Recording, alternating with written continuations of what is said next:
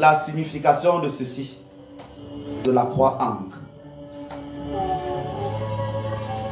Beaucoup de gens pensent que la croix la plus ancienne, c'est la croix de Jésus. Sachez que la croix là, dite de Jésus, existait déjà sous sa forme actuelle en Égypte antique, comme moyen de protection.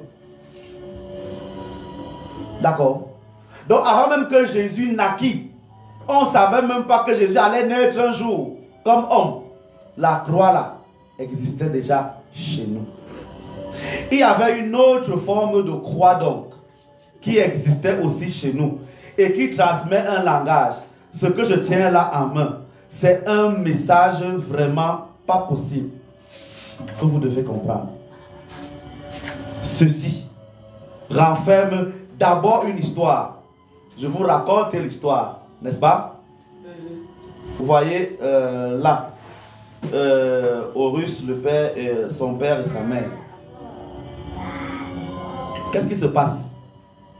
Deux frères existent, n'est-ce pas? Seth et son frère, qui s'appelait comment? Non, Seth c'est l'oncle d'Horus, c'est pas son frère. Il t'embrouille un peu. Donc, deux frères existent. Ra a enfanté, a donné deux garçons. Il a confié à un la terre, à l'autre le désert. Le frère du désert s'est fâché. Et la fille est devenue l'épouse de celui qui gérait la terre. N'est-ce pas? Ici, c'est Osiris. C'est eux qui géraient la terre. Seth est allé gérer l'autre. Et allé gérer le désert. C'est l'histoire de la guerre des titans, si vous voulez. C'est ça l'histoire. C'est l'histoire-ci. Vous allez comprendre pourquoi. Seth se fâche contre son père. Il vient, il tue son frère. Il le dépièce en, je crois, 49 morceaux. Il l'éparpille dans l'Égypte. Sa sœur, qui était la femme de son frère, fuit. Elle prend un autre on va dire quoi, de ses neveux, Thoth, Dieu de la sagesse. Elle collecte toutes les parties du corps de son mari. D'accord? De Osiris. Elle les rassemble à un endroit. Elle fait un rituel. Et même étant mort, le corps d'Osiris se met en érection. Elle conçoit donc de son mari. Et elle se protège. Je crois que c'est Nephthut qui vient la protéger. Qui fait le cercle autour d'elle. Pour que Seth ne la découvre jamais. De cette union mystique naquit un enfant qu'on appelle, exactement, qu'on appelle Horus, le dieu de l'air, le faucon. Vous comprenez maintenant? Horus donc vient se venger et c'est lui qui tue Seth. Pourquoi ça raconte? Ça ne me rappelle aucune histoire. Vous n'avez jamais suivi une histoire comme ça là? N'est-ce pas? Ok, je vous donne une histoire qui est la copie-coller de ça. Marie est tombée enceinte miraculeusement. Elle a été couverte par le Saint-Esprit pour que l'enfant naisse saint. C'est exactement la même histoire. Parce qu'on n'avait aucun problème de me dire que Jésus est l'enfant de Dieu à part ça. N'est-ce pas? Les Égyptiens vous disent que c'est un mort qui s'est mis debout jusqu'à il a fécondé sa femme. Pourquoi c'est l'histoire-ci? N'est-ce pas? C'est une histoire mystique qui montre donc ceci. Le bâton, quand vous voyez la croix là comme ça montre que voici où il y a la force. Les Égyptiens vous disent donc que la force dans la vie de l'homme, c'est dans l'utérus de la femme. C'est ça le cercle-ci. C'est pour ça que en Afrique, c'est les mamans qui ont le pouvoir. Et les hommes ne sont que leurs protecteurs. Ce sont les Blancs et les Arabes qui sont venus vous apprendre que les hommes sont les patrons. C'est clair jusque-là? Le vrai pouvoir est dans l'utérus de chaque femme. L'origine de la polygamie, c'est donc que toutes les femmes portent quelque chose. Il y a les femmes d'argent, les plus populaires, qu'on connaît ici au San, Minga, Kuma. Dès qu'elle couche avec un homme, l'homme devient riche. Tant qu'il est dans ta vie, tu deviens riche. Il y a les femmes de pouvoir. En général, ce sont les filles qui sont nées, que le chef a enfanté après l'initiation. Il y a les femmes de chance, les femmes de protection, celles que quand tu pars bagarrer, tu te caches dans son ventre. Ça existe. Tout pouvoir est donc ici. La sagesse donc d'une femme, c'est de connaître son pouvoir et de savoir l'utiliser. C'est pour ça que l'infidélité d'une femme est grave. Parce que quand elle est infidèle, c'est son pouvoir qui est attaqué. Et c'est dans son pouvoir que son mari puise pour aller être fort dehors. C'est pour ça que Mobutu couchait avec toutes les femmes de ses ministres. C'est pour ça que la meilleure manière de détruire un homme, c'est de détruire sa femme. Quelqu'un a dit aussi l'autre nom là. C'est dit ça maintenant ici là. De finir avec moi. Vous savez ça. C'est comme ça. Et regarde, je prends au moins un exemple de ce pays. Enfin, beaucoup d'exemples de ce pays. Tous les opposants, hommes, ont malheureusement leurs femmes dans le air. Tous. Vous pensez que c'est un hasard à votre avis? Parce que dès que tu tiens la femme de quelqu'un, tu tiens le quelqu'un. Aussi simple que ça. Tous nos martyrs qui ont été trahis par qui? Par leur femme. Tous. Il n'y a pas un que c'était l'autre. Il y a une qui l'a trahi parce que c'était la guerre. Elle discutait une femme avec quelqu'un. Lui, elle discutait avec l'autre femme. Que mieux tout son père. C'est elle qui a dit que quand il n'a pas l'habit là, on peut le vaincre. Tant qu'il a bien kaki, il est invincible. Comment tu es au père? Il fallait qu'elle dise que il faut seulement le prendre quand il se lave. Parce qu'il faut qu'il enlève l'habit là. Quand il a l'habit là, il est invincible. Sa femme qui a dit. À quoi le problème de 100 caleçons? C'est tout, ouais. Vraiment. On est allé l'arrêter aux toilettes. Quand il a laissé laver. C'est comme ça. L'homme doit donc savoir que toute la force, la femme d'abord doit savoir que sa force c'est là. Dans le ventre. Et la croix-ci, on l'appelle la croix de la vie. L'encre. D'accord? Tout pouvoir est donc ici dedans. Alors toi madame, ton pouvoir c'est lequel? L'homme donc qui a compris cela a donc beaucoup de femmes. Il y a la femme de pouvoir d'un côté, la femme d'argent, la femme de ceci, la femme de cela. Justement, c'est l'Occident qui t'a fait parler comme ça. Parce que chez nous, c'est une entreprise. Toi, tu produis l'argent. Que tu fais avec ton argent? Une autre est la femme qui sait faire les champs. Elle déterre les champs avec ses mains. Tu n'as pas la force là. Ton argent sert à acheter les terrains qu'elle va construire, qu'elle va arranger. Lorsque les ennemis viennent vous attaquer, vous tous, tu ne sais pas bagarrer. Celle qui fait les champs ne sait pas comment on bagarre. Il y a une autre femme qui mystiquement a le deuxième ventre.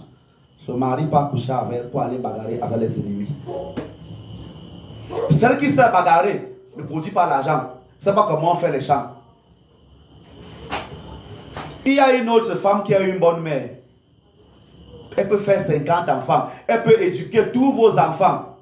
Ça ne la fatigue pas. Toi là, dès que tu as déjà 3 enfants à la maison, tu sais pas, ah, c'est mon enfant, c'est l'enfant de mon frère, c'est l'enfant de ma soeur. Dans vos familles, vous savez qui sont les femmes qui peuvent garder tous les enfants. Vrai ou faux?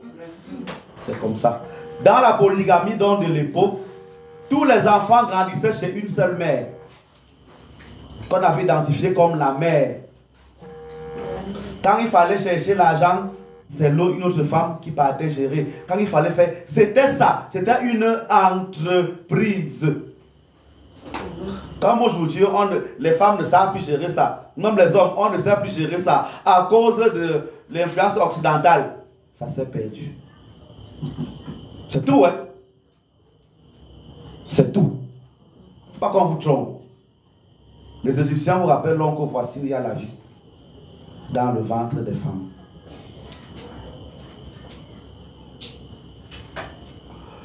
Le bâton qui est ici en bas, c'est justement l'organe génital d'Osiris.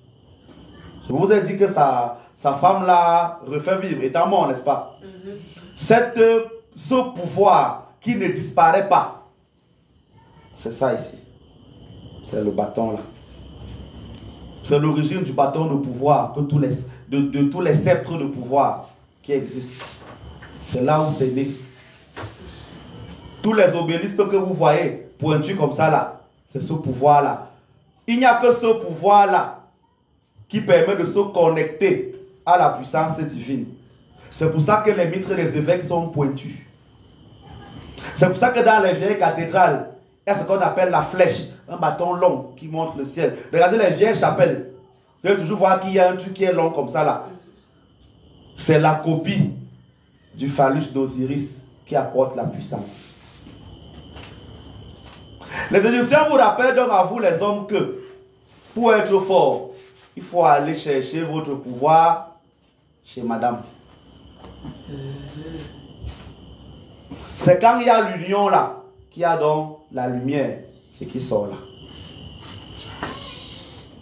Vous voyez tout l'enseignement qu'il y a ici.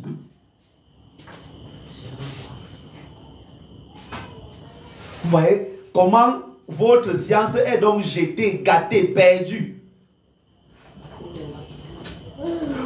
Et vous comprenez donc quoi? Chez nous, donc, en Afrique, ce n'est pas que les femmes n'étaient rien.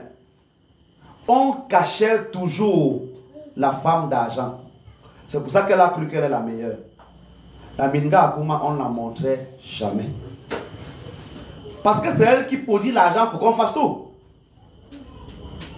Elle se cachait donc toujours derrière son mari, d'où le nom de Ngalngi en Béti. Et le protecteur qu'on appelle donc Nomgi.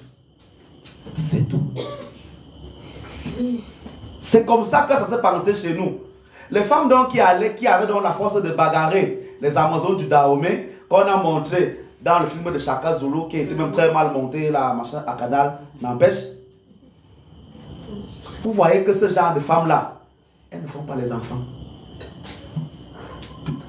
Le problème, non, c'est que vous, les femmes d'aujourd'hui, vous voulez à la fois être président, procureur, sous-préfet et avoir encore les enfants. C'est-à-dire que tu veux être 3 femmes à la fois. Si tu choisis le pouvoir ou la guerre, parce que c'est ton talent, il ne faut pas faire les enfants. Si tu es donc la femme qui fait les enfants, qui fait 14 enfants, tu ne peux pas faire les 14 enfants là. Allez chercher encore le travail.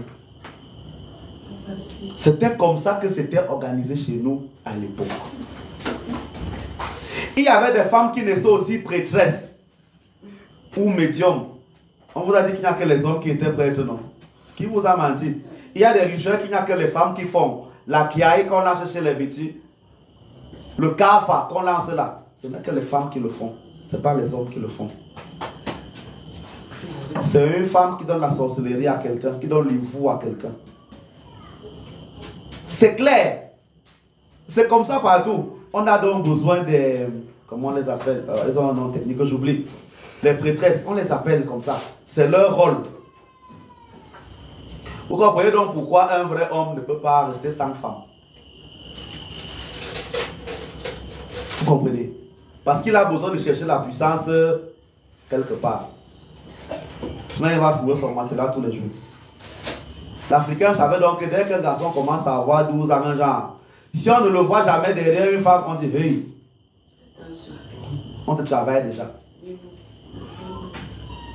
C'est comme ça. Ça se pensait déjà chez nous. Vous comprenez donc, j'en parle parce qu'on est en train de parler des ancêtres. Je prends beaucoup de temps parce qu'on parle des ancêtres. Vous devez connaître le pouvoir de la croix-ci. Et ce que ça vous enseigne. Il y a tellement de choses qu'on peut dire sur ceci. Tellement. On peut tellement développer, mais voilà la base de langue qu'on appelle la croix de la vie. Depuis que j'ai découvert ça que je porte, la croix égyptienne. Je vous encourage à aimer la croix là, à aimer l'enseignement qu'il y a derrière. À aimer l'enseignement qu'il y a derrière. Vous comprenez donc que tout le travail que le parent fait, c'est pour aider son enfant à choisir une bonne femme. Vous comprenez donc pourquoi toi, la jeune fille, tu ne dois pas blaguer. C'est pour ça que toutes les histoires que vous faites là maintenant, vos histoires de Kamasutra, vous pensez qu'il n'y avait pas ça avant? Il y avait. Il y avait des mamans qui avaient ce travail de former les jeunes garçons. Ça ce sont les non-dits, la tradition africaine.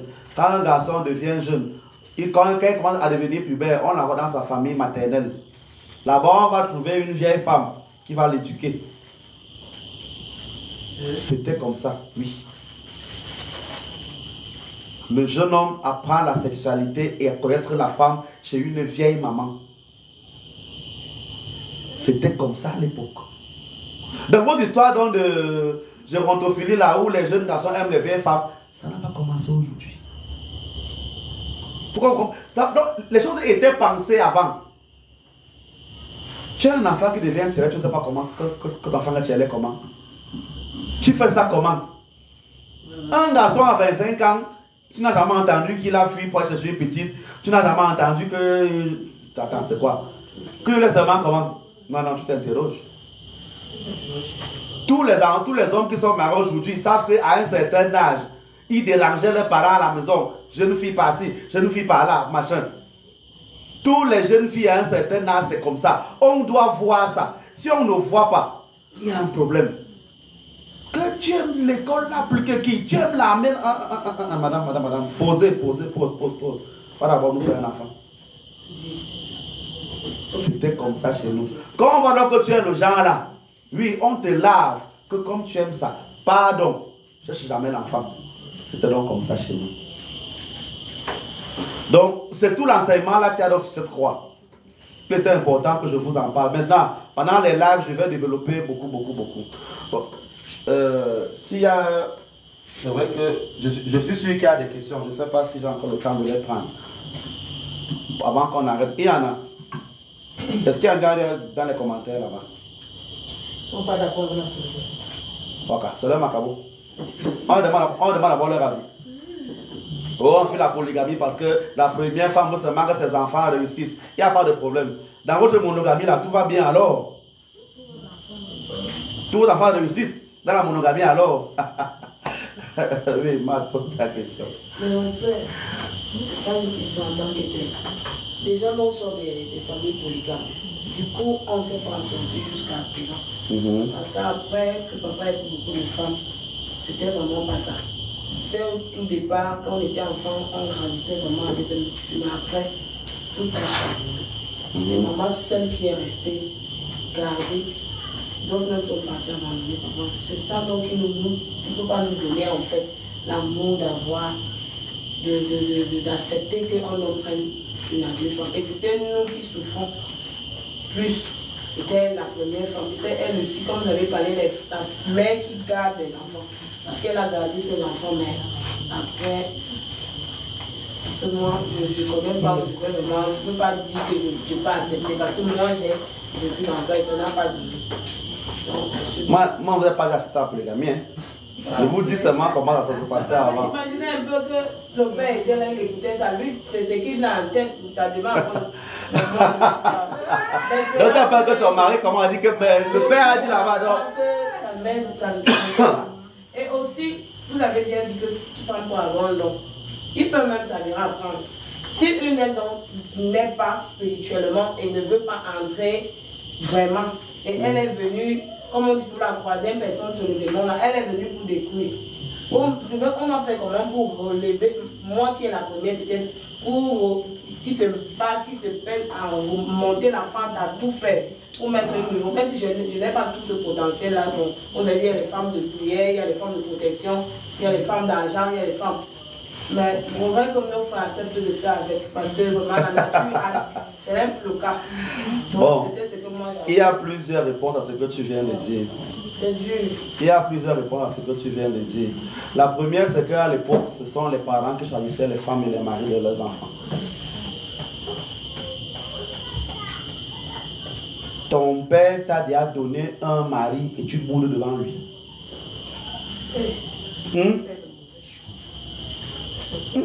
Vous voyez, il n'y a que vous les blancs d'aujourd'hui qui pouvez dire ça, que mon père peut se tromper. Ok, ça veut dire que toi qui as ton garçon là, quand tu vas dire il n'aime pas la fille là, il pourra te répondre que maman, colle-moi la paix, tu ne connais rien, n'est-ce pas? Il va se choquer. Ouais, vrai ou faux? Réponds à ma question d'abord, vrai ou faux? On peut se tromper comme même la maman peut se tromper. C'est justement donc ça. Il n'y a que dans vos têtes d'Occident qu'on critique le parent.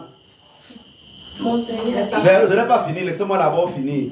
Il n'y a que dans vos têtes d'Occident. L'Africain n'a pas son mot à dire sur ce que le parent fait. Mais c'est ça le 4e commandement, putain. Oui.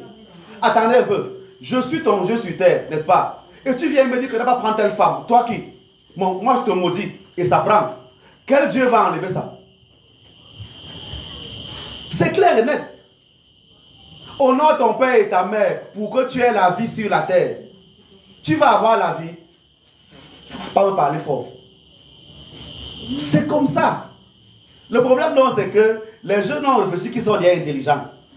Ils peuvent parler fort aux hommes qui n'importe comment. Voilà le problème des jeunes d'aujourd'hui. Première chose. Deuxième chose. Quand la polygamie est devenue compliquée, voilà comment nos parents géraient. Vous n'allez jamais entendre vos parents d'un certain âge se plaindre de l'infidélité. Ça n'existe pas. Ce n'est pas un problème dont on parle. Ça dit que un homme sait que sa femme est appuyée par le voisin. Il n'en parle jamais. Il ne dit même à personne, ça reste comme ça là. La femme sait que de temps en temps, sa petite soeur ou bien sa nièce la remplace souvent dans la chambre de son mari. Elle ne tousse pas.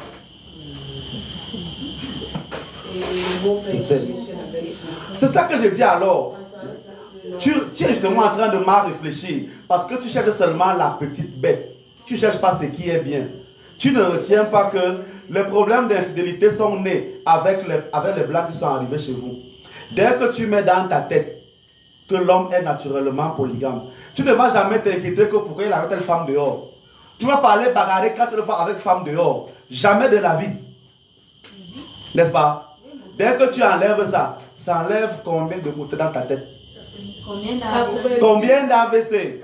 Tu vas commencer à pleurer que hey, mon mari est monté sur la femme là. Oh, elle a vu des choses. Par le passé, il n'y avait pas ça. Je vais même plus loin. On ne connaissait pas le problème d'impuissance par le passé. Pourquoi? Parce que quand on se rend compte en famille que le but de tel n'écrit pas, la femme ne part pas accuser dehors. Elle part dire à ses beaux-parents. Les beaux-parents gèrent la solution. Comment on dit? Bon, pour que notre garçon ait une descendance, son petit frère est enceinte. Alors, ça peut arriver aujourd'hui. Vous voyez, non? C'était donc comme ça par le passé. Dans ma propre famille maternelle, ma grand-mère qui est venue en mariage, mon grand-père qui était un sorcier, savait que dans le ventre de ma famille, il y a 2 enfants. Il a fait un seul enfant. Avant de mourir, il a donné sa propre femme à son cousin en lui disant, ma femme si a encore un enfant dans le ventre. Son cousin a fait l'enfant avec elle. Et il a donné le nom à l'enfant là de celui qui est mort. Et bon, on est bien dit. Il n'y a que nous, dans la famille, qui savons que ce n'est pas Biedi qui a donné l'enfant là. Que c'est Golo qui a fait l'enfant là. Mais nous, on sait que dans la nature, on dira toujours que Biedi a eu 2 enfants. L'enfant qu'il a fait de son vivant, l'enfant qu'il a fait après sa mort. Point final. Ouais, ce sont les hommes d'aujourd'hui qui ont le problème que tel gars est monté sur ma femme. Il n'y avait pas ça à l'époque. C'est bon comme c'est vice-versa. C'est justement ça ton problème. C'est que toi tu vois seulement le mal partout. C'est le problème, c'est ça le problème. Toi tu vois le mal partout. N'est-ce pas? Donc il y a toutes ces choses-là. N'est-ce pas? Un jeune garçon était allé raconter, on va arrêter à 30. Un jeune garçon était allé raconter à d'autres que il est arrivé chez son père. Son père lui dit ok, on va causer demain matin. Demain soir. Le soir arrive, son père dit demain matin. Le matin, son père le réveille à 5 heures. Il dit viens. Il s'assied dehors sur la cour. Il s'assied dehors sur la cour. Sa mère sort d'une cuisine quelque part, traverse en serviette et passe. Dès que le père s'est assuré que l'enfant a vu, il dit c'est bon, tu peux rentrer en ville. Bon voyage. Il est reparti dormir. Et la question donc que le garçon posait, c'est que est-ce que je dois dire à ma mère que papa est au courant? Comment tu fais comme ça, ma mère, tu me déçois? Oh, machin et tout, et tout, et tout. Vous savez, le conseil que Dédé lui a donné, il a dit, mon fils, tu as encore un enfant. Tu te plains que ta femme te dérange, qu'elle est comme ça, qu'elle est ceci, qu'elle est cela. Pour te montrer que les femmes sont les mêmes. Te montrer que ta mère que tu vois comme Zamba là, voilà ce qu'elle me fait. Je ne me suis jamais plaint. Alors, monsieur, tais-toi et avale. Point final. Ça ne veut pas dire que c'est facile. C'est pas ça que j'ai dit. Vous comprenez? Mais ça veut dire que c'est un problème qui n'est pas important comme aujourd'hui. C'est tout ça là. Et donc il faut le comprendre. Il n'y avait pas d'AVC pour ça à l'époque. Il y avait d'autres problèmes. Mais au moins pas pour ça. Esprit du partage. C'était comme ça. Donc il y avait des techniques. Il faut le comprendre. Donc, entrez dans vos... On va dire quoi? Dans vos traditions, il y a là-bas énormément de secrets. Énormément de secrets. L'un des secrets, c'est justement que la femme ne parle jamais au salon. Jamais. C'est encore vrai aujourd'hui. Et Marthe, quand on veut comprendre, on pose les questions pour comprendre. Donc tu crois qu'à l'époque, il y avait les châteaux, où il y avait les... C'est aujourd'hui que vous avez les maisons qui ont les plafonds. Demandez-vous comment vos parents ont conçu les... Comment vos parents ont conçu vos parents. Il y avait ça à l'époque. Il y avait les huttes. Tout le monde dormait au même endroit. Mais maman, comment maman tombait enceinte? Elle faisait comment pour tomber enceinte? Il n'y avait pas les murs à l'époque. Vos choses qu'il y a là aujourd'hui. Qu'il y a le mur, la porte, la fenêtre, la murée, machin. Et vous croyez que maman ne gémissait pas? Vous avez bien entendu une grand-mère gémir un jour? Vous pensez qu'elle ne fait pas? C'est ça le problème. Vous pensez que le monde a commencé avec vous? Le monde est né aujourd'hui. Ce n'est pas né hier. Ça a commencé aujourd'hui. C'est ça. Ça a commencé aujourd'hui. Une femme ne parle pas au salon. Oh, ma maison n'a qu'une seule pièce. C'est ça que Martha dit. D'accord. Donc, comme ça qu'une seule pièce, tu parles partout. N'est-ce pas? C'est ça que tu vas apprendre à tes enfants, à ta fille, de parler partout. C'est ça que je dis donc, qu'aujourd'hui, il y a les maisons qui n'ont pas de pièces. On va dans les chambres. Et te montrer qu'avant, il y avait les mêmes chambres. Mais il n'y a pas de problème là. D'un, maintenant de deux. Le pouvoir d'une femme, c'est dans la chambre avec son mari. C'est là-bas qu'il y a le pouvoir de la femme. En dehors de là-bas, elle a sa cuisine. Au salon, elle ne parle pas. Pas parce qu'elle est impuissante, mais parce qu'elle est son porte-parole, son protecteur. C'est lui qui parle. On est arrivé maintenant aujourd'hui où les femmes veulent parler. Tu arrives à la maison, elle tape la poitrine, elle fait comme ça. Tu arrives même au deuil, une femme perd son mari, elle prend la parole pour parler aux gens. Comment? C'est ça. Comment on appelle ça? Au 25e siècle, où on commence à partir là, c'est comme ça maintenant, n'est-ce pas? Oui, et suivait le deuil, c'est elle qui gère le deuil. Elle met son mari à la morgue, elle gère la elle gère. Hey Seigneur. Oh, mais dans quel monde? Elle gère le discours pour faire le témoignage à son mari. Voilà le monde d'aujourd'hui où on est en train de partir. Tout le monde est comme ça là.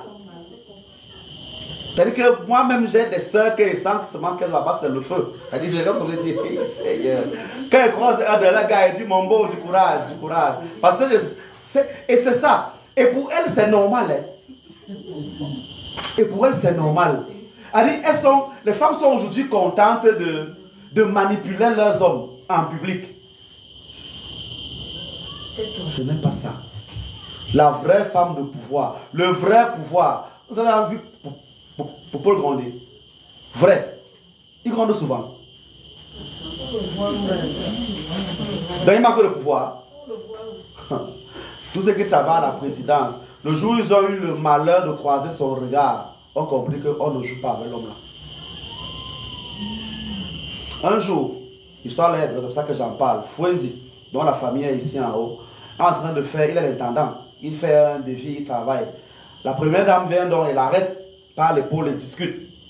Pendant que lui, Iwanda, il a un sixième sens.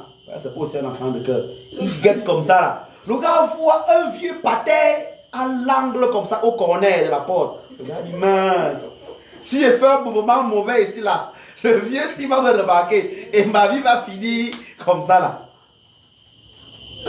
Je vous assure que le vrai pouvoir n'est pas comme ça. Vous avez déjà vu la gentivore quand vous sortez, le porteur parle fort. Non. Le porteur ne parle jamais fort. Il est calme dans son coin. C'est le petit là qui font le bruit. Oh, tu sais qui est assis ici, qui est machin, machin, machin. C'est ça le vrai pouvoir. Le vrai porteur est là-haut. Le chauffeur parle fort comme c'est sa voiture. Le propriétaire, les pieds croisés derrière, il dort. Il n'est même pas avec vous. C'est ça le vrai pouvoir. Le vrai pouvoir connaît où il faut s'exercer. Le pouvoir de la femme est dans la chambre. Tu veux que ton mari t'écoute? Prive-le pendant une semaine. Et on va voir s'il ne va pas t'écouter. Ça marche toujours. Mais les femmes ne veulent pas attendre dans la chambre. Elles veulent commander au salon. Que tout le monde voit comment elles commandent. C'est ça le problème. C'est ça le problème. Et oui, malheureusement, c'est ça. Vous savez comment les Africains cherchaient les bonnes femmes? Quand tu arrives dans une maison, si c'est la voix de la femme que tu entends, tu comprends que là-bas, il n'y a rien. Tu laisses. C'est tout. C'est comme ça. Donc, c'est ça. Et la déformation, je vais finir par là. La déformation des maisons d'aujourd'hui, c'est que maintenant, le père est toujours mauvais. Toujours mauvais. Le sorcier, il n'a pas bien éduqué les enfants. Il n'a pas fait ceci. C'est lui qui est toujours mauvais. Vous avez entendu qu'une fille a fait monter son père en bain. Dites-moi un peu, vous avez entendu ça un jour? C'est la mère qui est bien pour la. C'est tout la mère qui est pour voyager. Voilà. Vous avez entendu ça?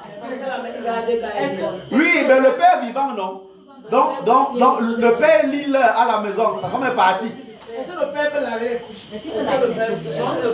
Donc vous croyez que vos belles-mères qui vont en bain là, elles vont pour laver les couches? Vrai ça? Vos mères qu'on voit ici, Nyanga là, plus que tout là, elles vont laver les couches en bain. Ah, pardon, allez dire ça aux autres. Alors, allez dire ça aux autres, pardon, laissez. Vos matins qui sont bien plus ganga que leurs filles même, qu'à l'aéroport déjà, elles voitisent déjà. Non, laissez vos choses là. C'est ça le problème. Donc, c'est une déformation. Vous voyez donc comment il faut gérer le monde d'aujourd'hui. Donc, le mari là, c'est déjà le sorcier, le ceci et le cela, donc, comprenez. Donc, il y a ce genre de choses. C'est un thème qu'on peut développer pendant des heures et des heures. Il y a tellement à dire dessus. Bon, on peut pas tout dire. En tout cas, vous les familles, il était important que je vous dise ça, que vous sachiez que c'est vous qui avez la famille. C'est vous qui avez les enfants. Tôt ou tard, les enfants seront à vous. Pendant que nous sommes vivants, ils sont à nous, les papas. Pendant qu'on est vivants, ils sont à nous. Dès qu'on a déjà 60 ans, l'homme est déjà fatigué, il ne peut plus rien faire. La femme le cogne. Mais dans la chambre, c'est le principe. Dès que l'homme est déjà fatigué et que la femme est en forme d'homme, tous les enfants deviennent les enfants de maman. Les villages des enfants, c'est toujours dans les villages maternels. C'est comme ça, c'est une loi. On connaît comme ça là. Toi, dans la femme, tu dois savoir ça maintenant. Tu dois donc éduquer tes enfants dans ce sens. Apprenez-le. Découvrez quel est votre pouvoir. Et évitez de le gérer n'importe comment. Si vous avez retenu ça, c'est parfait. Vous les mamans donc, enseignez vos enfants comme ceci et veillez sur leurs relations. C'est souvent comme ça. Veillez sur leurs relations. Il y a 1000 choses à dire sur comment gérer un enfant. Au moins ça. Mais gérer leurs relations. Dès que tu as donc compris ça, tu ne vas pas laisser ton ventre dehors parce que tu as un habit nyanga que tout le monde a envie de voir. Beaucoup là aiment laisser leur poil dehors, les femmes, que c'est leur bonne chose. Tu laisses dehors ton totem. Toutes les femmes n'ont pas les poils à la poitrine. Toi, tu as et tu exposes. Tu sais que ça veut dire quoi sur toi? Bref, la bonne femme n'expose pas son corps. Dès que tu as compris ça, tu as une manière de vivre. Deuxième chose que vous devez comprendre aujourd'hui, c'est que vous les hommes, vous avez le devoir de bien choisir vos femmes. On ne couche pas avec n'importe qui. Pour 10 minutes de plaisir, 10 minutes même c'est trop, pour 5 minutes même de plaisir, tu peux perdre ta vie. Tu tombes donc sur la femme qui aspire la mauvaise énergie. Quand tu ne connais pas comment on voit ça dehors, tu pars appuyer aux toilettes, tu as dit oui, je suis un gars fort, je suis un Balthazar. Pourtant, les 5 secondes que tu as versées là, ta semence que tu as versée là, elle a aspiré ton étoile, elle est partie avec.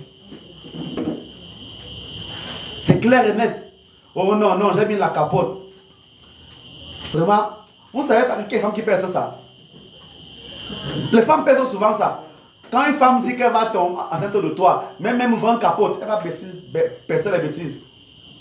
Et tu ne sauras même pas quand elle a percé.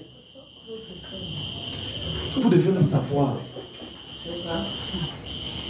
Vous les hommes, on ne couche pas avec n'importe quelle femme. C'est ça. Donc si vous avez retenu ça, c'est bon. Le premier homme avec qui une femme couche peut définir les hommes qui vont venir après. Tu couches avec un homme qui est pauvre mystiquement, tu es destiné à te marier avec les belsiquineurs, avec les motomanes, avec les machins. C'est ta vie là-bas. Parce que le premier gars qui t'a couché n'avait pas une étoile élevée. C'est fini. Il t'a paramétré. C'était bon. C'est ce que je dis. Vous devez donc comprendre ça. C'est pour ça que dans les chefferies, on bagarre avec. C'est toujours l'enfant de tel chef qui doit épouser l'enfant de tel chef. C'est toujours, ce n'est jamais au hasard. Bref, si vous l'avez entendu, je vous en prie, essayez de mettre ça en pratique. Si vous appliquez seulement la moitié de ce que j'ai dit aujourd'hui, il est certain que nos familles seront...